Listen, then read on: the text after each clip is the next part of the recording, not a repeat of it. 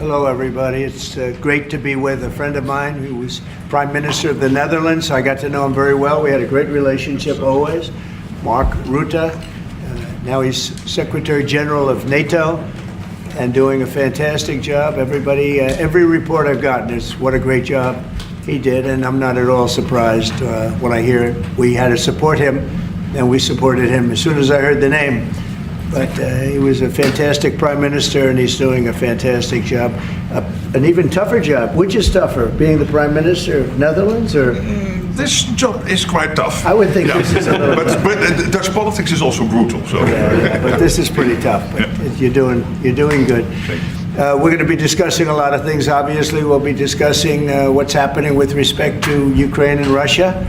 At this moment, we have people talking in Russia. We have representatives over there, Steve Witkoff and others, and they're in very serious discussions. As you know, Ukraine has agreed, subject to this, what's happening today, to a complete ceasefire, and we hope Russia will do the same.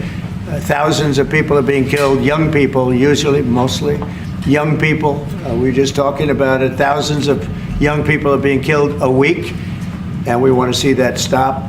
And they're not Americans, and they're not from the Netherlands for the most part. No. They're from Russia, and they're from Ukraine, but they're people. And I think everybody feels the same way. We want it to stop. It's also a tremendous cost to the United States and to other countries. And it's something that would have never happened if I were president, and it makes me very angry to see that it did happen. But it happened, and we have to stop it. And Mark has done some really good work over the last week. We've been working together, and he's done some really good work, so I'm very happy about that. We'll also be talking about trade and various other things, and I think we'll have a very, very strong day. We're going to have lunch afterwards. That'll go, and then we'll see you all later. But Mark, would you like to say something? Yeah. First of all, thank you so much, Mr. President, dear Donald, again for hosting me, and but also for taking time in Florida. A couple of weeks after you were re-elected. That's right. And of course our phone call a couple of weeks ago, and I must say, Trump 45, you originated the fact that in Europe we are now spending, when you take it to aggregate, 700 billion more on defense than when you came in office in 2016, 2017. But that was Trump 45. But when you look at Trump 47, That'd be hard to tell. what happened the last couple of weeks is really staggering. The Europeans committing to a package of 800 billion defense spending. The Germans now, potentially up to $500 billion extra in defense spending. And then of course you had Keir Starmer here, the British Prime Minister, and others, all committing to much higher defense spending. We're not there, we need to do more, but I really want to work together with you in a run-up to the The Hague Summit to make sure that we will have a NATO which is really reinvigorated under your leadership, and we are getting there. We also discuss defense production because we need to produce more weaponry. We are not doing enough. And not in the US, not in Europe, and we are lacking behind when you compare to the Russians and the Chinese. And you have a huge defense industrial base. Europeans buying 4 times more here than the other way around, which is good because you have a strong defense industry, but we need to do more there to make sure that we ramp up the production and kill the red tape. So I would love to work with you on that. And finally, Ukraine. You broke the deadlock. As you said, all the killing, the young people dying, cities getting destroyed. The fact that you did that you started the dialogue with the Russians, and the successful talks in Saudi Arabia now with the Ukrainians. I really want to commend you for this. So, The Hague is my hometown. I love to host you there in the summer and work together to make sure that that will be a splash, a real success, projecting American power on the world stage. What Mark is saying is when I first went to NATO, my first meeting, I noticed that very few people were paying. And if they were, they weren't paying their fair share. There were only 7 countries that were paying what they were supposed to be paying, which was... Yeah, it's even worse. It could be even worse. But there were just very few countries that were paying, and even the paying, it was at 2%, which is too low. It should be higher. It should be quite a bit higher. But you had Poland, and I remember Poland was actually paying a little bit more than they were supposed to, which I was very impressed with. And they've been actually terrific, and some of the others. But most of them weren't paying, or they were paying very little. And I didn't think it was appropriate to bring it up there, but I said it's going to be brought up at my next meeting. And my next meeting, the first meeting, you want to give them a little break. The second meeting, it began, and I was able to raise hundreds of billions of dollars. I just said, we're not going to be involved with you if you're not going to pay. And the money started pouring in, and NATO became much stronger because of my actions and working along with a lot of people, including Mark, but they would not pay for other presidents, and I don't think other presidents even knew that they weren't paid. I asked, first question, has everybody paid up? And literally, I mean, they told me 7. You could be right, it could be 3, but that makes it even worse. But they just weren't paying. And I said, no, I won't protect if you're not paying. If you're delinquent or if the money isn't paid, why would we do that? And as soon as I said that, got a little hit from the press because they said, oh, gee, that's not very nice. But if you said the other, nobody would have paid. And the money started coming in by the billions. And, hundreds of billions of dollars flowed into NATO, and NATO became strong. Yeah. And you remember that. Your predecessor, who I thought was a very good man. Absolutely. Actually. Yes, Stoltenberg. He sends his best greetings. He was terrific. Stoltenberg, Secretary General. Great and man.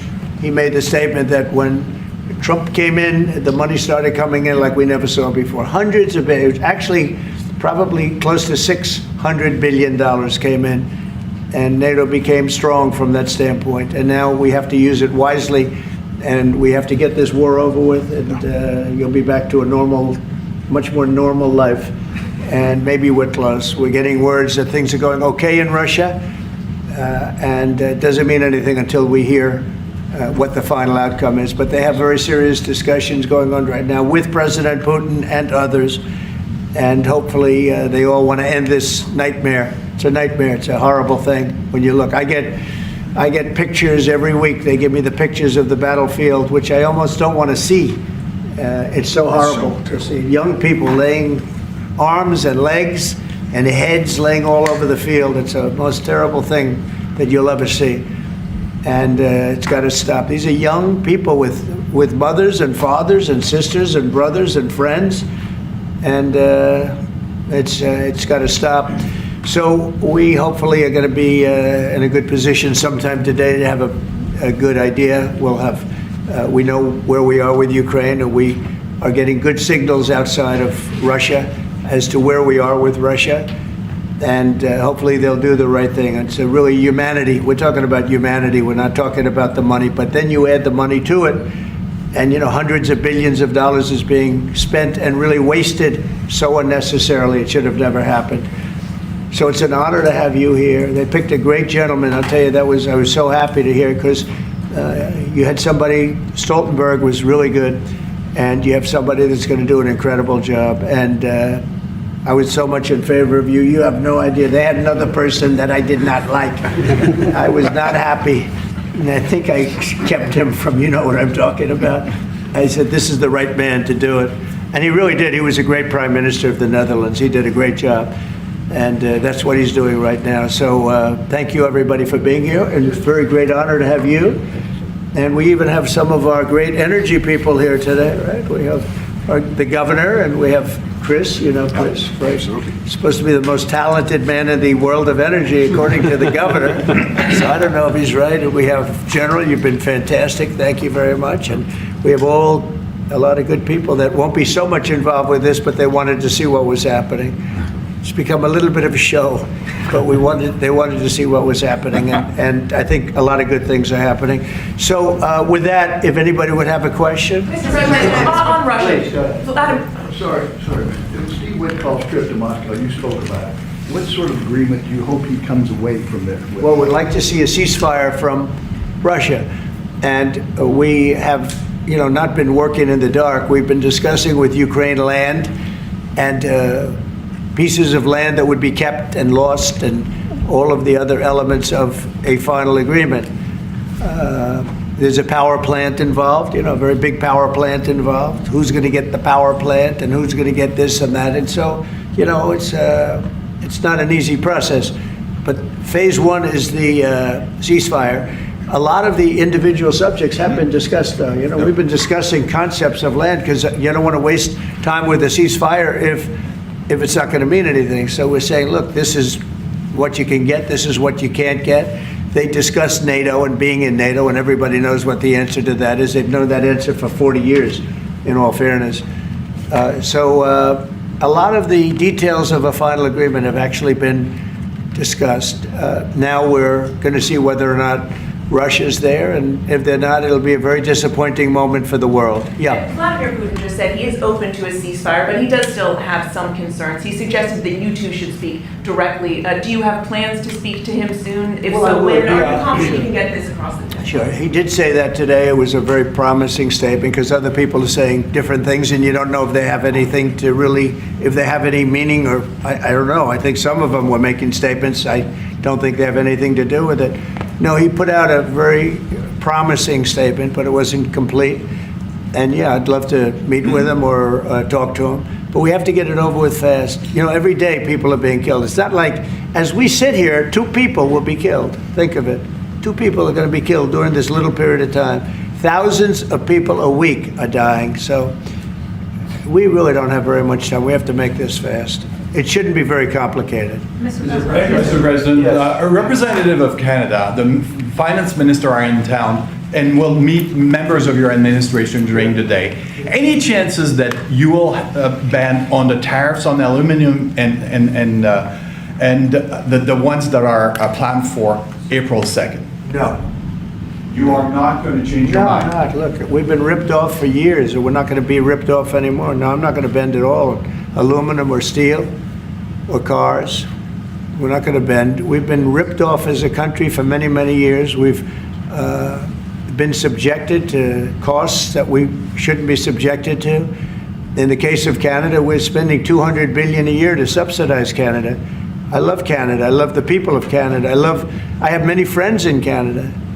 The great one, Wayne Gretzky, the great. Hey, how good is Wayne Gretzky? He's the great one. But we have, I know many people from Canada that are good friends of mine. But, you know, the United States can't subsidize a country for $200 billion a year. We don't need their cars. We don't need their energy. We don't need their lumber. We don't need anything that they give. We do it because we want to be helpful, but it comes a point when you just can't do that. You have to run your own country. And to be honest with you, Canada only works as a state. It doesn't. We don't need anything they have. As a state, it would be one of the great states anyway. This would be the most incredible country visually. If you look at a map, they drew an artificial line right through it between Canada and the U.S. Just a straight artificial line. Somebody did it a long time ago, many, many decades ago, and makes no sense. It's so perfect as a great and cherished state. Keeping "O Canada," the national anthem. I love it. I think it's great. Keep it. But it'll be for the state, one of our greatest states. Maybe our greatest state. But why should we subsidize another country for $200 billion? It costs us $200 billion a year. And again, we don't need their lumber.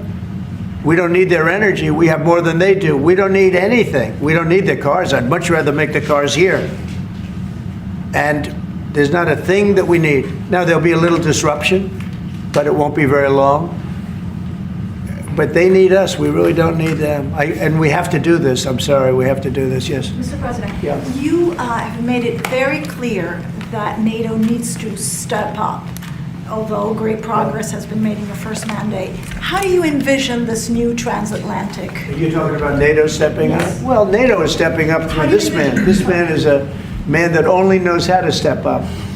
And we have the same goal in mind. We want the war ended. And he's doing his job. He only knows how to do a good job. That's one thing. That's why I fought for him to get that job. Because they had some other candidates that I'll tell you would not have done a very good job. I need this part Sir, of how do you the move envision for my this family. transatlantic- So we'll get you a clip. We're going to get him a clip of that little last statement. The rest of the statements he doesn't care. Sir, how does this new transatlantic cooperation, how do you envision it? Well, What we does have, it look that's like? one thing. I mean, you know, we're on the other side of the ocean. And they're right there. And yet, we're in for $350 billion because of Biden. And they're in for $100 billion. So it's a big difference. And it's unfair. And I said, you have to equalize. They should equalize. They should have. It should have never happened where Biden just gave this money away. Now, as you know, we have an agreement with Ukraine on the rare earths and other things, and that'll get us something back, a lot back. It'll get us our money back. We're not doing it for that, though. I'm just doing this to get the war stopped. I'm doing it really to save lives, but at the same time, we were treated very unfairly, as we always are by every country. And we're in for very substantially more than the European nations are in for, and that shouldn't be. You know, they're much more affected by it than we are, because we do have an ocean in between. But I don't know, I think good things are going to happen. I really do. I think good things are going to happen. I do say, we were talking before, and Mark was very nice. He said, if you would get involved, there would be nothing, you'd just be going on. This thing would have gone on for a long Breaking time. a deadlock. It was crucial. Yeah, we broke a deadlock. We did break a deadlock. I hope it's meaningful. Yes, did you have one? Yeah. Yes, sir. Thank you, Mr. President. Amanda Head with Just the News. On the southern border, you've got DHS and ICE who are reporting that there was a little bit of fudging of numbers during the Biden administration on both the catch and the release side with respect to reporting the number of illegals coming into the They country. cheated on the numbers. The numbers were, I love that question. Who are you with? Just the News, Amanda Head. Very nice. That's good. That's Do you good. know how many of those are criminal illegal aliens? And Many of them. Biden's out of office, Alejandro Mayorkas, who gets No, held Biden accountable? fudged the numbers. The numbers were totally fake. And he gave fake numbers. I knew they were fake. Everybody knew they were fake, but now it came out. And terrible what they did. That administration was a horror show for this country. Can you hold anyone accountable? Well, I don't know. They gave phony numbers. And phony numbers are a very bad thing to give, but I'm not sure about that. I don't know how it would play. We want to get it straightened out. We're after many, many bad people that were let into our country, and Kristi Noem and my friend Homan. How good is Tom Homan doing, right? And they're after him, and you see they're taking him out in record numbers. Gang members, gang leaders, drug dealers. There's a problem the Netherlands does not have. The Netherlands never had this problem. If you'd like to take it Yeah, for the a few look, drug dealers. I could deliver some people. I could deliver some nice people to the Netherlands if you'd like. I'm not sure. No, what he did to this country, letting 21 million people flow through an open border, many of those people were hard criminals from prisons and jails, from mental institutions, and I always say insane asylums, because they were seriously deranged. And they're here from, not South America, from all over the world. From South America, but from all over the world.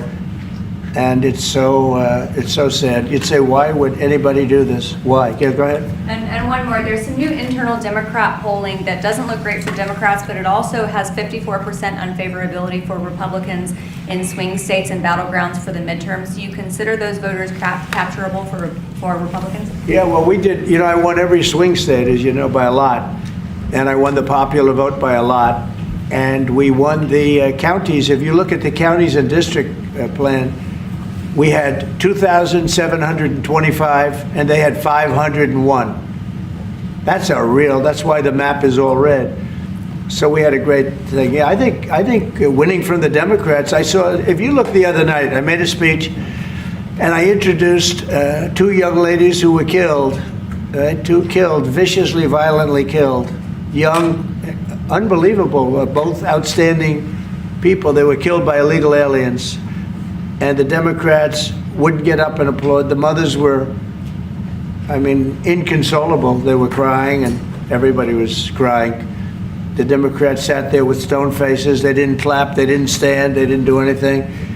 We had a young man with very serious cancer. His dream is to be with the police department someday. And he was introduced. They didn't even clap. Yeah, that's horrible. They were disgusting, frankly. They were disgusting. There's something wrong with them. They're deranged. They're deranged, like Jack Smith. They're deranged people. And I never saw anything like it. I'm standing up, and I introduced the mother and the parents of these two young girls that were just recently essentially killed, violently killed. And the Democrats are like this. It's so sad. And I saw this morning where one of them is pretty well known, one is arguing, fighting like crazy over men being able to play in women's sports. I said, I thought that was tried. I thought that was about a 95%, I think it's a 95% issue.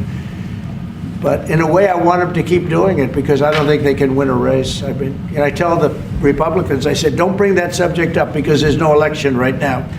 But about a week before the election, bring it up because you can't lose. And everything's transgender this, transgender that. They have bad politics, but one thing, they stick together. I wish, and the Republicans stick together mostly, but we have a couple that are grandstanders. You always have grandstanders in life. But the Democrats, they have grandstanders, but when it comes to a vote, they do stick together, right? Yes, sir. It seems like they'll stick together on the shutdown. Will that hurt Democrats going into midterms? Well, if they do a shutdown, and ultimately that might lead to very, very high taxes, because we're talking about a shutdown, we're talking about getting to work immediately on the greatest tax bill ever passed. That was the one we did. It was a renewal, and it's an addition to it. And we're going to cut people's taxes. And if we don't open, the Democrats are stopping all of these good things that we're providing. We're providing the greatest package of benefits that this country's ever provided. The biggest part of that's going to be tax cuts for the middle class and for businesses, small businesses, employers, people that hire people in jobs. And if it's shut down, it's only going to be, if there's a shutdown, it's only because of the Democrats. And they would really be taking away a lot from our country and from the people of our country. Mr. President, on tariffs, you made clear you're not backing down from this, but many American small business owners say they are concerned that these tariffs are going to hurt them. What's your message to them? They're going to be so much richer than they are right now. And we have many, yesterday General Motors was in, they want to invest $60 billion. The people from Facebook were in yesterday. They're going to invest $60 billion by the end of the year. Other people are talking about numbers. Apple, as you know, a few days ago announced $500 billion investment. They're going to build their plants in the United States, which, as you know, almost all of their plants are in China. Now they're building in the United States. Look, the reason is two things. Number one, the election, November 5th. And the other thing is tariffs. I think probably in that order.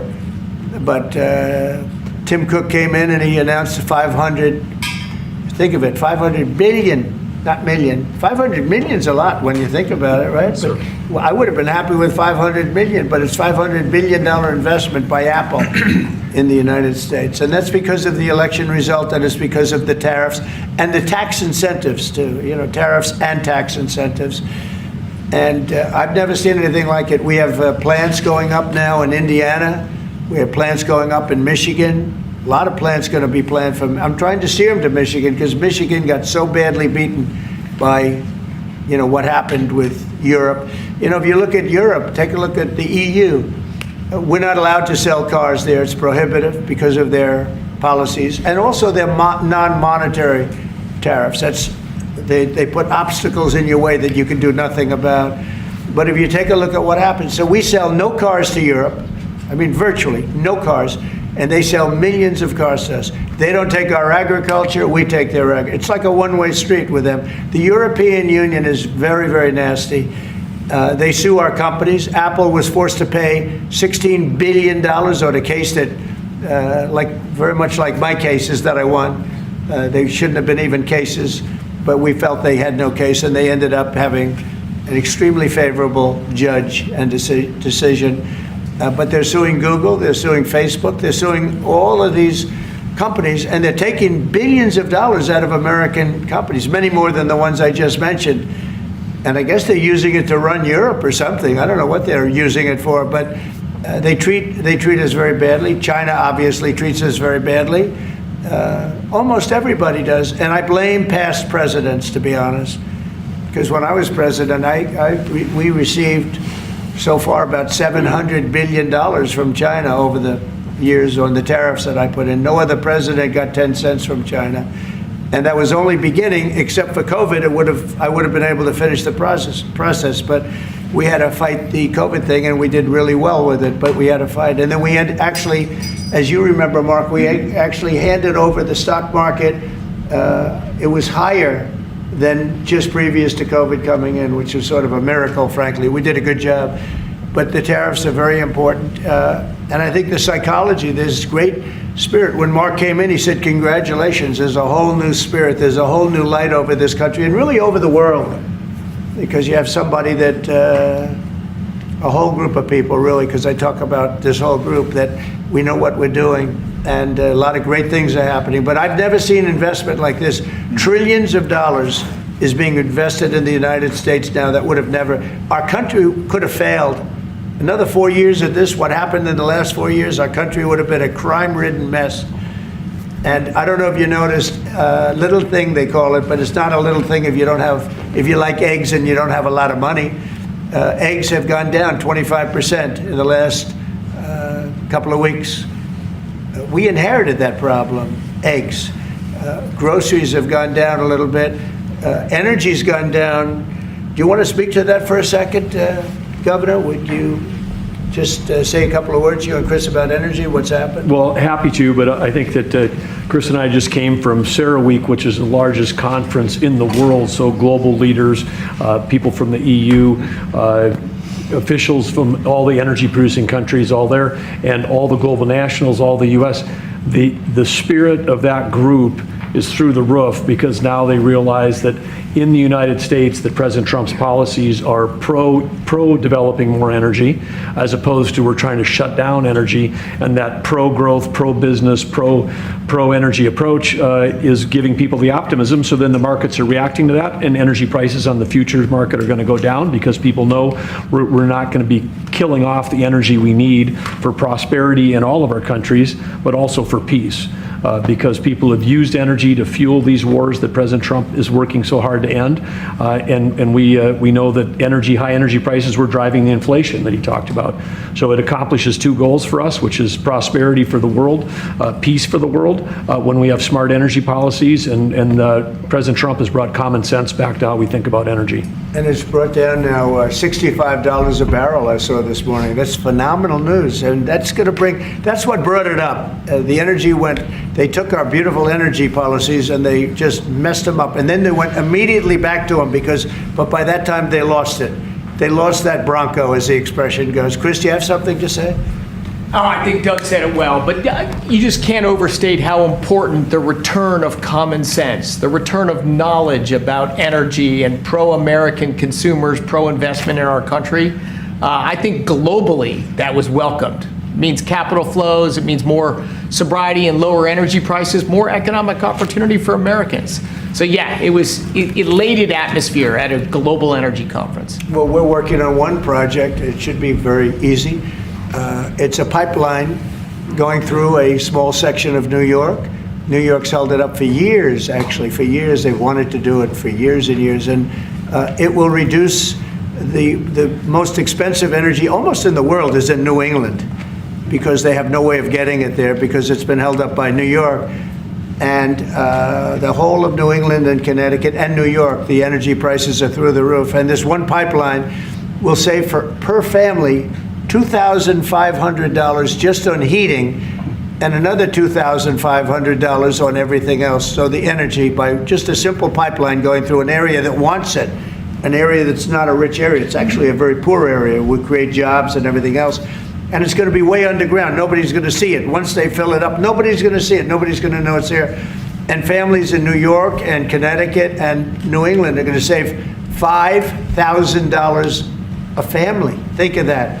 Because right now they have the highest energy prices maybe in the world, they say. New England is a disaster. So we're working on that. In fact, the governor's coming in, Governor of New York, Kathy Hochul, who's a very nice woman. She's coming in tomorrow morning at 9 o'clock to meet me on that and other things. Not only that, but other things. So I hope we don't have to use the extraordinary powers of the federal government to get it done. But if we have to, we will. But I don't think we'll have to. I can tell you Connecticut wants it, and all of New England wants it.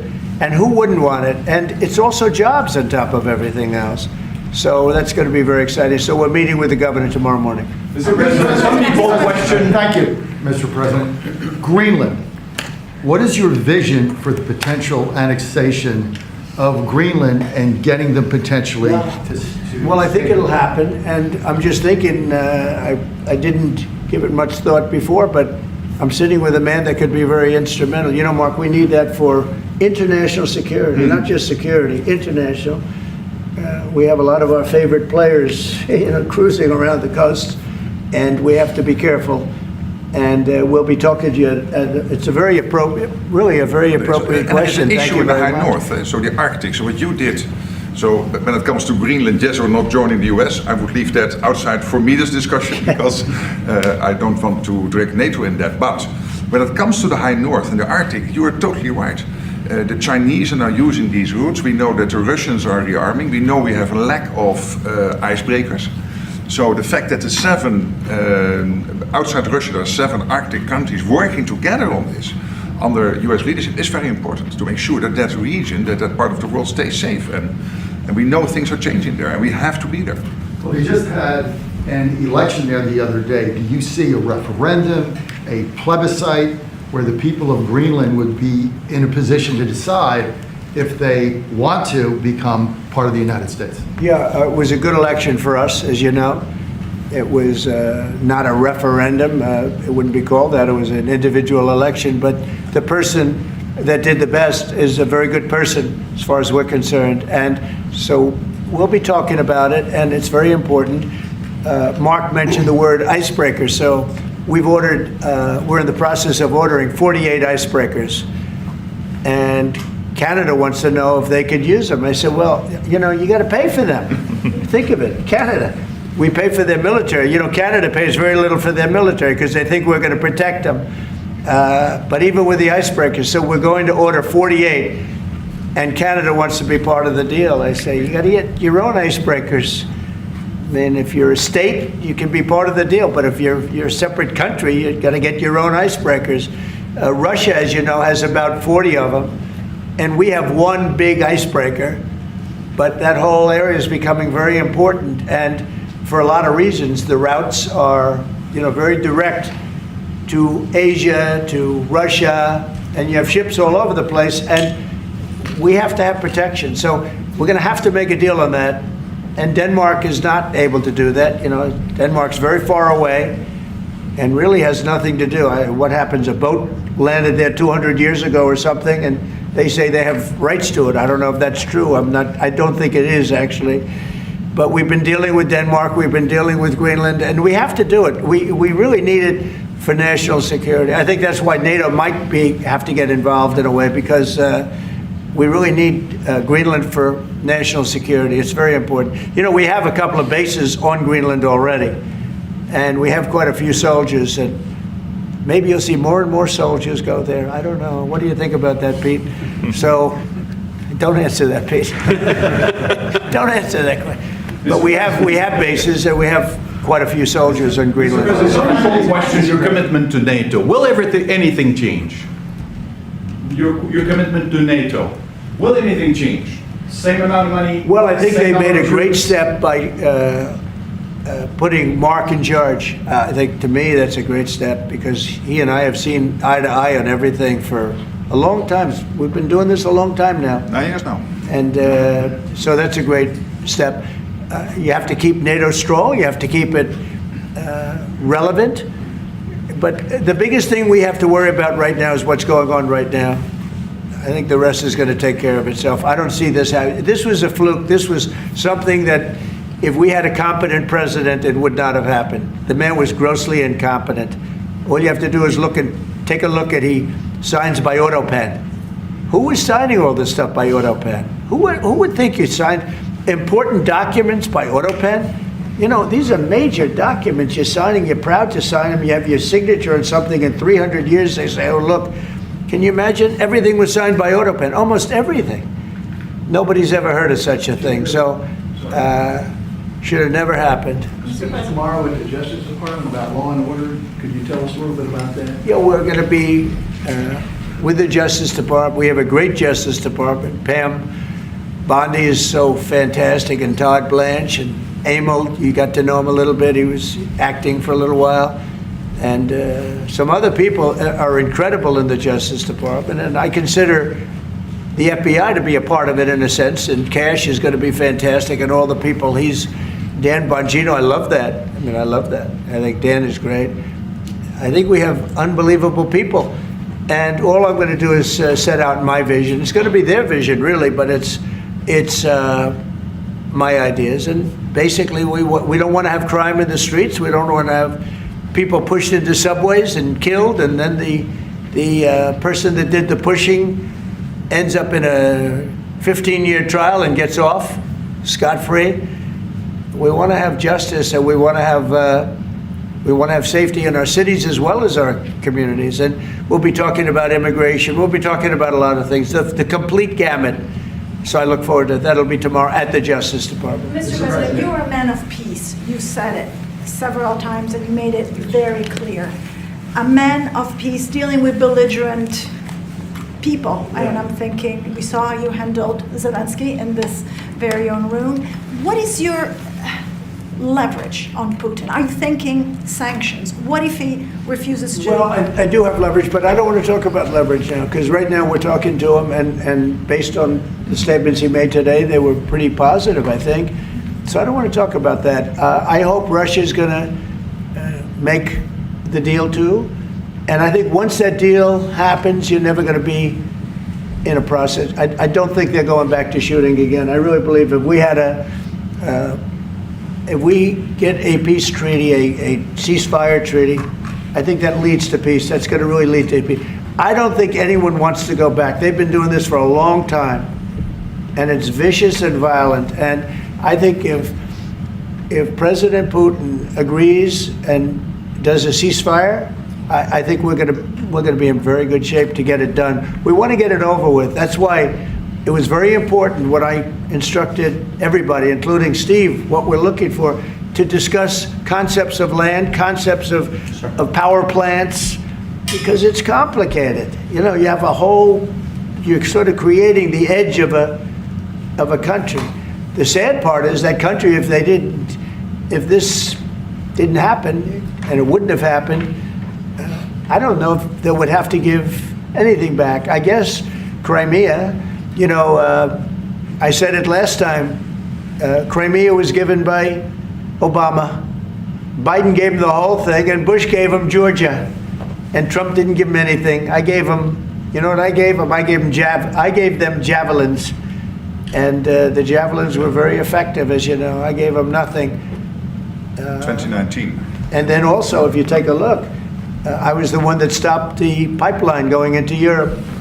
It was totally stopped. Nord Stream 2, nobody ever heard of Nord Stream 2 before I came along. But I got along very well with President Putin. I got along with most of them. I get along great with President Xi. I got along great with Kim Jong-un. I got along great with all of them. And we had no wars. We had no problems. We wiped out ISIS in record time. General Raisin Kane, and he wiped them out. And he was going to be our new chief, right? He's going to be the head of Joint Chiefs of Staff. And he's a highly respected man. He's going to be great. Pete's going to be fantastic. I have no doubt about it. We have a great team, really great team. Yeah, please. Go ahead, please. Mr. President, some of our allies have said that they're worried that they could be the next to be attacked by Russia. You've spoken directly with the Russian president. Yeah. Do you think those fears are justified? No, I don't. I think when this gets done, it's done. They're going to all want to go home and rest.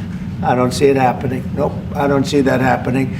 And we'll make sure it doesn't happen. Not going to happen, but we'll make sure it doesn't happen. Yeah, go ahead, please. Leaders from Russia and Iran are heading to Beijing tomorrow to discuss nuclear programs. What do you hope to get out of that? Well, maybe they're going to talk about non-nuclear programs. Maybe they're going to be talking about the de-escalation of nuclear weapons, because, you know, I was talking about that with President Putin very strongly, and we could have done something had that election not been rigged. We would have had something. I think I would have made a deal with Putin on de-escalation, denuclearization, as they say, but we would have de-escalated nuclear weapons, because the power of nuclear weapons is so great and so devastating. And right now, Russia and us have by far the most, but China will catch us within 5 years. China doesn't have but they're in the process of building, and they build.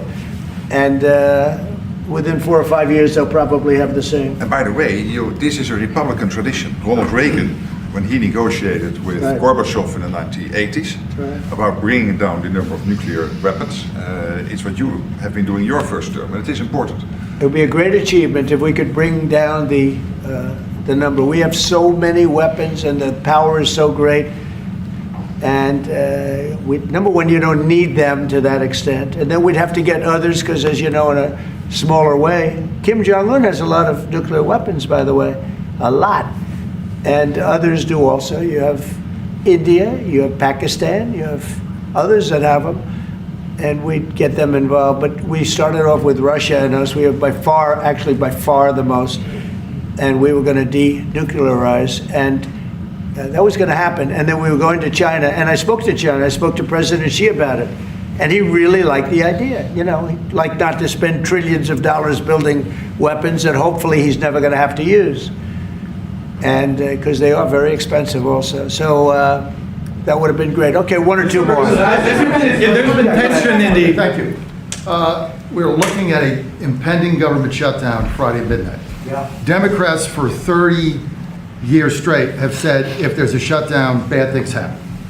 Do you anticipate direct negotiations yourself with conference leader of the Democrats, Chuck Schumer? If they need me, I'm there 100%. It's right now it's 2 or 3 people. If it shuts down, it's not the Republicans' fault. You know, we passed a bill where we had an incredible Republican vote. We only had 1 negative vote, a grandstander, you know, 1 grandstander. There's always a grandstander in the lot. But it was amazing. People were amazed that the Republicans were able to vote in unison like that, so strongly. If there's a shutdown, even the Democrats admit it'll be their fault. And I'm hearing a lot of Democrats are going to vote for it, and I hope they do. This is an extension. But ultimately, we want to vote for one big, beautiful bill where we put the taxes in, we put everything in. We're going to have big tax cuts. We're going to have tremendous incentives for companies coming into our country and employing lots of people. It'll be, I called it, in a rare moment, one big, beautiful bill. That's what I like, and it seems to be that's where they're heading. And we'll have to take care of something to do with Los Angeles. A place called Los Angeles almost burned to the ground. By the way, I broke into Los Angeles. Can you believe it? I had a break-in. I invaded Los Angeles, and we opened up the water, and the water is now flowing down. They have so much water, they don't know what to do. They were sending it out to the Pacific for environmental reasons. Okay, can you believe it? And in the meantime, they lost 25,000 houses. They lost, and nobody's ever seen anything like it. But we have the water. I'd love to show you a picture. You've seen the picture. The water is flowing through the half pipes. You know, we have the big half pipes that go down. 25 years ago, they used to have plenty of water, but they turned it off for environmental reasons. Well, I turned it on for environmental reasons and also fire reasons. But and I've been asking them to do that during my first term. I said, do it. I didn't think anything could happen like this, but they didn't have enough water. Now the farmers are going to have water for their land, and the water is in there. But I actually had to break in. We broke in to do it because we had people that were afraid to give water. They were, in particular, they were trying to protect a certain little fish. And I say, how do you protect a fish if you don't have water? They didn't have any water, so they're protecting a fish. And that didn't work out too well, by the way. So they have a lot of water going down throughout California, all coming out from the Pacific Northwest, even some from Canada. Thank you, Canada, very much. I appreciate it. Next thing you know, they'll want to turn the water off. They want to charge us for the water. But it comes up from the Pacific Northwest, and it's a beautiful thing to see. I mean, it is brimming with water.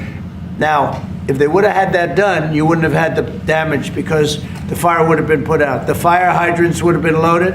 The sprinklers in people's living rooms and bedrooms would have been loaded up with water. They had no water.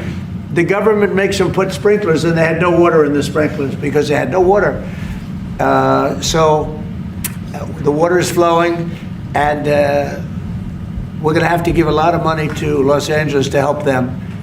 and the Democrats are going to want to do that. So that's the one thing different. And frankly, I think that makes it a lot easier. But one of the big thing is we have the big, beautiful bill. We got to get that done. And that will put our country in a position like it's never been. It's a reduction of taxes. It's tremendous incentives for companies to come from all over the world into our country. It's great environmentally, but it's not this environmental scam that we went through, that we all went through. It provides for everything. It's a big, beautiful bill, and I hope we can get it approved, and that'll be next. But in the meantime, we have the continuing resolution, and the Republicans have approved it, and now the Democrats have to approve it, and I hope they will. And I think a lot of them, I can tell you, they want to. I've spoken to some of them. They really want to. Their leadership may not want them to. And if it closes, it's purely on the Democrats. One more? On Korea, sir, we've seen tension increasing in the peninsula. You've talked about Kim Jong-un. Do you have any plans of re-establishing the relationship you had during the first mandate? Well, I would. I had a great relationship with Kim Jong-un, North Korea. If I wasn't elected, if Hillary got in, you would have had a nuclear war with North Korea. He expected it. He expected it. And they said, oh, thousands of people. No, millions of people would have been killed. But I got in. We went to Singapore, we met. We went to Vietnam, we met. We got along really good. We had a very good relationship, and we still do. We still do. You don't have that threat that you had. I mean, look, when I was running the first time, it looked like there was going to be a war with North Korea. You know that better than Tensions were high. Yeah. And everybody it started off. was startled that you invited him for talks. Right. But you did. It started off very rough, and he wouldn't meet with Obama, wouldn't take his calls. I said, how many times did you call? They called a lot. He wouldn't take their call. He told me I wouldn't take his call. But with me, it did start off rough, if you remember. Very rough, actually, very nasty.